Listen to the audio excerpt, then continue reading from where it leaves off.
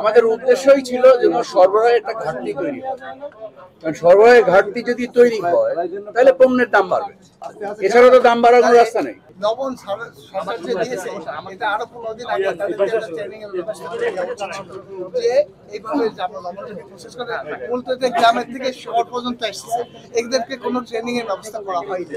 ফলে এরা আপনার ধারণাটা সঠিক নয়। সরকার ৮৬,০০০ কসাইকে ট্রেনিং দিয়েছে। তাই এইটা মাঠ পর্যায়ে আমাদের পর্যন্ত বা মাদ্রাসা পর্যন্ত ৮৬,০০০ যথেষ্ট না, আর ট্রেনিং দেওয়া হয়নি এই কথাটা সঠিক। ৮৬,০০০ কসাইকে ট্রেনিং দেওয়া হয়েছে। স্যার কসাই আর মাদ্রাসা তো এক আমার কাছে যেটা মনে হয়েছে যে আমরা যদি এটা আপনি প্রান্তিক ব্যবসায়ী যারা আমরা তাদের মাধ্যমে বন্টন করতে, তাহলে মাদ্রাসা তো লবণ করে না, এটা আপনারা অবশ্যই খবর পেয়েছেন। সব মাদ্রাসা লবণ করে বড় বড় মাদ্রাসা সব বের হয়ে গেছে। লবণটা আমার মনে হয় স্যার ফুলতলা সুপারটেনারি আছে এই লবণটা আমার মনে হয় প্রান্তিক ব্যবসায়ীদের হাতে দেওয়া হতো না, আমরা ব্যবসায়ীদের হাতে দিব না, তাহলে চামড়ার দামটাও বাড়ানো সম্ভব ছিল। না, সেটা আমরা করবো না। আমরা মাদ্রাসাকেই দিব, আমরা এতিমখানাকেই দিব। এটা প্রথম বছর, এই প্রথম বছর হিসেবে হয়তোবা মাদ্রাসা এতিমখানাগুলো ব্যবস্থাটা শিখে নাই। এই বছর যেসব মাদ্রাসা দেখবে, কিছু মাদ্রাসা ভালো দাম পাবে, কিছু মাদ্রাসায় ভালো দাম পাবে না। যারা লবণ দিয়ে জিনিসটাকে সংরক্ষণ করবে তারা ভালো প্রাইস পাবে, আর যারা সংরক্ষণ করবে না তারা খারাপ প্রাইস পাবে।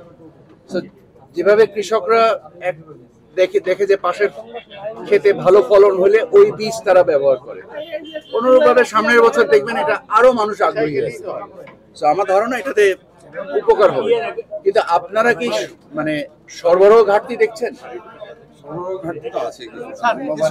সরবরাহ ঘাটতি দেখছেন? কিরকম সরবরাহ ঘাটতি?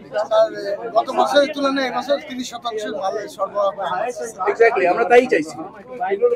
আমাদের উদ্দেশ্যই ছিল যেন সরবরাহের একটা ঘাটতি তৈরি হয়, কারণ সরবরাহের ঘাটতি যদি তৈরি হয় তাহলে পণ্যের দাম বাড়বে, এছাড়া তো দাম বাড়ার কোনো রাস্তা নেই।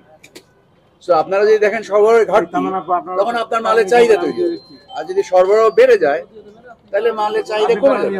আমাদের উদ্দেশ্যটা ছিল চাহিদা তৈরি করা, আমরা সেই চাহিদা তৈরি করার জন্য কার্যক্রম চালাচ্ছি। আপনি যেটা বলছেন এটা এবং আমি এই মুহূর্তে সাতক্ষীরা থেকে আসলাম, আমরা সাতক্ষীরায় মাদ্রাসায় দেখলাম একটা মাদ্রাসায় ২২০০ চামড়া নিজে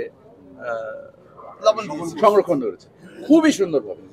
আমার কারো কাছে ছবি আছে কিনা জানি না, থাকলে আপনি সাতক্ষীরা ডিসি স্যারকে বলেন। আমাদের স্যার আমরা ৮০,০০০ চামড়া স্যার সংগ্রহ করছি। এক্স্যাক্টলি, এখন মাদ্রাসায় সেটা আছে। শুধু চিটাগাং এই পর্যন্ত ৬ না ৭ লক্ষ চামড়া সংরক্ষণ করা হয়েছে। এই সংরক্ষণ করার মাধ্যম দিয়ে সরবরাহ ব্যবস্থায় ঘাটতি তৈরি হইলেই বাজারে চাহিদা তৈরি হবে এবং চামড়ার মানুষ উপযুক্ত দাম পাবে। এটাই হচ্ছে আমাদের লক্ষ্য।